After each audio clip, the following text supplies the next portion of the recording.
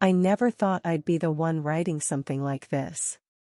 Me and my husband, we've been together for almost 5 years, married for 3. On the outside, we looked like one of those couples everyone admired: steady jobs, a cozy home, a small circle of close friends. We weren't perfect, but we loved each other deeply, or at least I thought so. A few months before everything came crashing down, things started feeling different. Not bad exactly, just off. He was more distant, quieter than usual. We didn't fight, but the warmth in his eyes seemed to flicker less every day. At first, I blamed stress from work. I told myself maybe he was tired, maybe life was just weighing on him. Little did I know, those first cracks were signs of something much worse. Something I would only discover much later, and it would break me in ways I never expected. The first real sign that something was wrong wasn't a fight or a confession, it was just a feeling. I noticed him checking his phone more often, sometimes stepping out of the room to take calls or text. When I asked, he'd smile nervously and say it was nothing, just work stuff. But his tone didn't convince me. One evening, I found his phone unlocked on the kitchen counter. I know it's wrong to snoop, but something inside me pushed me to look. There were messages, flirty, casual at first, but then more intense. I saw a name I didn't recognize. I closed the phone quickly, heart pounding, and told myself maybe it was nothing. But the truth is, from that moment on, I couldn't shake the doubt. My gut screamed that something was off. And then, one day, everything came to light in the worst possible way. It happened completely by accident. My sister was visiting that weekend. We hadn't seen each other in months. Late one night, I went downstairs to grab a glass of water and heard voices from the living room. I thought it was my husband and a friend, but when I peeked, my heart stopped. There he was, my husband, sitting close to my sister. They looked awkward, caught off guard when they saw me. I froze. My sister started crying immediately, stumbling over words, begging for forgiveness. He looked ashamed, guilty, like he wanted to disappear. It was one drunken night, he said. He claimed it meant nothing, that he regrets it with all his heart. But the damage was done. I felt like my whole world shattered in that moment, and the worst part was the betrayal came from the 2 people I trusted most. The next morning, I couldn't hold it in anymore. I needed answers, to understand how this happened, why, and if there was anything left of what we had. When I finally faced him, his eyes were red, exhausted, like he hadn't slept all night. He didn't deny it. He told me everything, how it was a terrible mistake, fueled by alcohol and weakness. He said he loved me, that it meant nothing, that he was sorry beyond words. But hearing it didn't make it hurt any less. I wanted to scream, cry, run away. But mostly, I just felt numb. The man I loved so deeply had broken the one unspoken rule between us. And now, nothing felt certain anymore. After that confrontation, I felt like I was drowning in a storm of emotions. One moment, I was furious. How could he do this? How could my own sister betray me like that? The next, I was crushed by sadness, questioning if I had ever truly known him. There were nights I lay awake, tears soaking my pillow, wondering if I was crazy for wanting to hold on to something so broken. But beneath all the pain, there was also a strange kind of confusion. Part of me wanted to forgive, to believe in the man I once trusted completely. It was a roller coaster: anger, grief, love, doubt, all tangled up inside my heart. Adding to the chaos was my family. My mother was furious, but not at my husband. She yelled at me to keep the family together, to not ruin everything for a one-time mistake. She begged me to forgive, to think about the family name and peace. My sister, overwhelmed with guilt, kept crying and begging me for forgiveness too. It felt like the whole world was collapsing, but everyone around me was pushing me to just move on and pretend nothing happened. I felt trapped, torn between my own pain and the pressure to keep things quiet, to be the bigger person. But inside, I was breaking. I didn't know how to trust anyone anymore, not him, not my sister, not even myself. After the initial storm of emotions and confrontations, something shifted between us. The house felt colder, quieter, like a fragile silence stretched between us, heavy and awkward. We didn't talk much, and when we did, it was cautious, almost rehearsed. He still loved me, I could see it in his eyes, but I wasn't sure if that was enough anymore.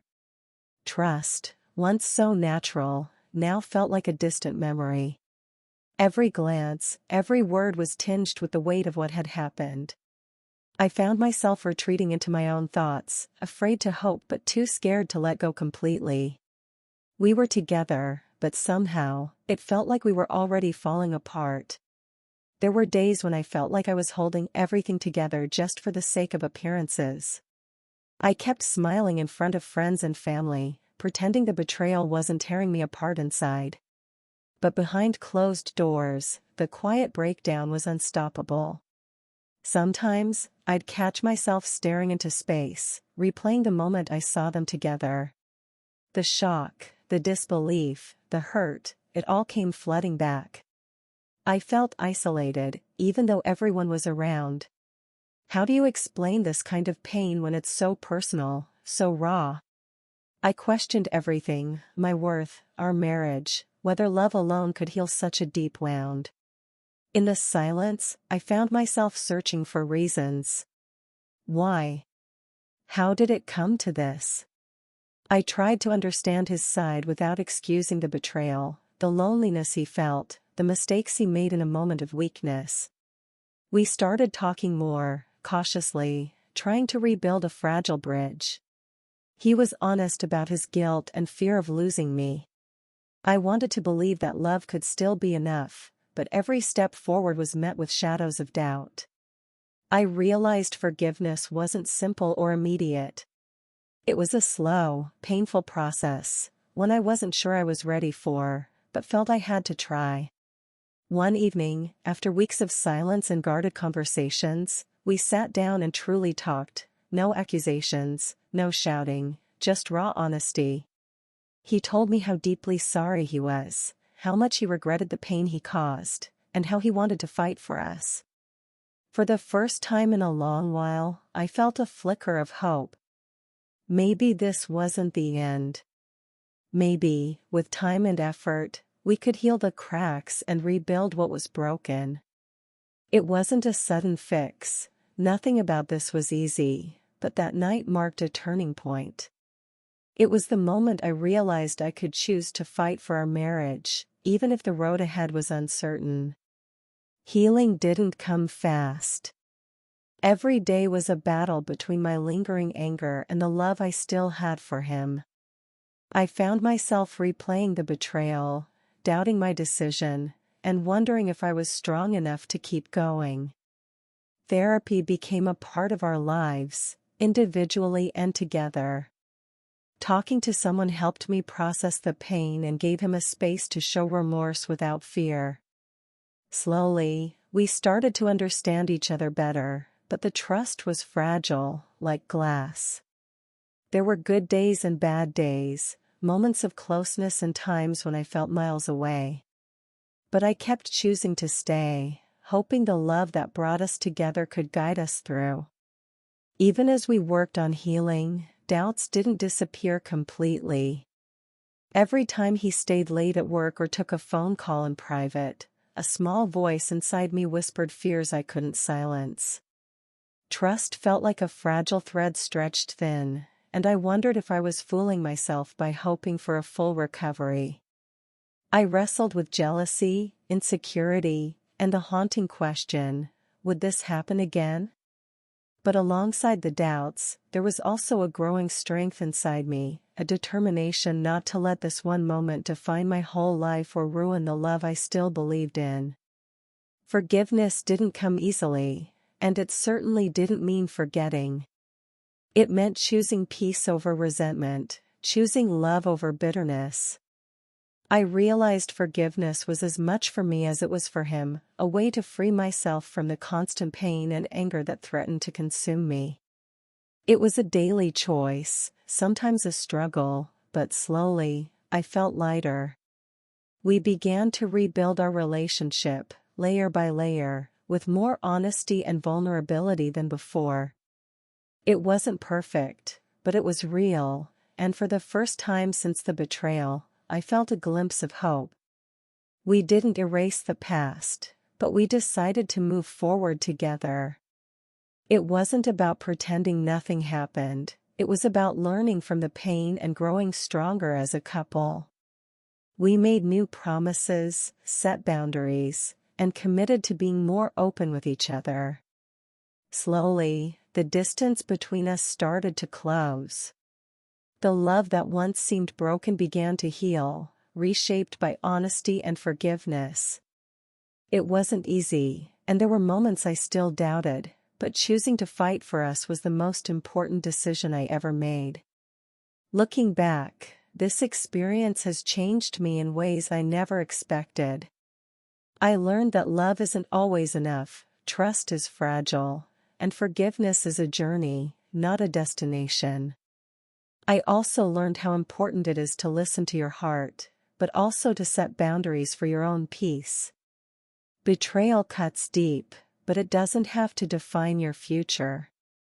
To anyone going through something similar, it's okay to feel broken. It's okay to take time to heal. And it's okay to choose your own path, whether that's rebuilding or walking away. You deserve honesty, respect, and love that lifts you up, not tears you down.